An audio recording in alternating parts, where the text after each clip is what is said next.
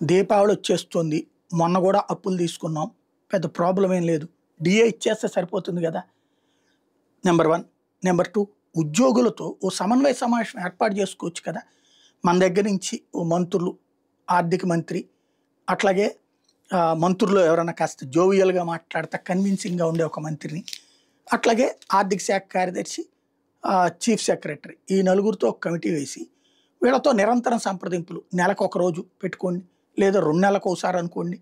ఇప్పుడు ఉద్యోగులకి ego hurt అవుతుంది. ఉద్యోగ నేతలతో మాట్లాడట్లేదు, పట్టించుకోవట్లేదు. 15 నెలలు, 16 నెలలు అయిపోయింది. డీఏల గురించి అడుగుదామంటే వినేవాడు లేడు. వినతి పత్రాలు ఇస్తే ఇదివరకటి రోజుల్లో చీఫ్ సెక్రటరీ నేను మాట్లాడతానని చెప్పేవాడు. ఇప్పుడు చీఫ్ సెక్రటరీలకు ఆ సీను లేదు. ఓ రకంగా బానిస ఉద్యోగాలే అయిపోయినటువంటి పరిస్థితి. గతంలో అయినా అంతే, ఇప్పుడైనా అంతే. అలా భరించలేని వాళ్ళు బయటికి వెళ్ళిపోయినటువంటి పరిస్థితి ఉంది. ఇది పెద్ద తలనొప్పిగా మారిపోయింది.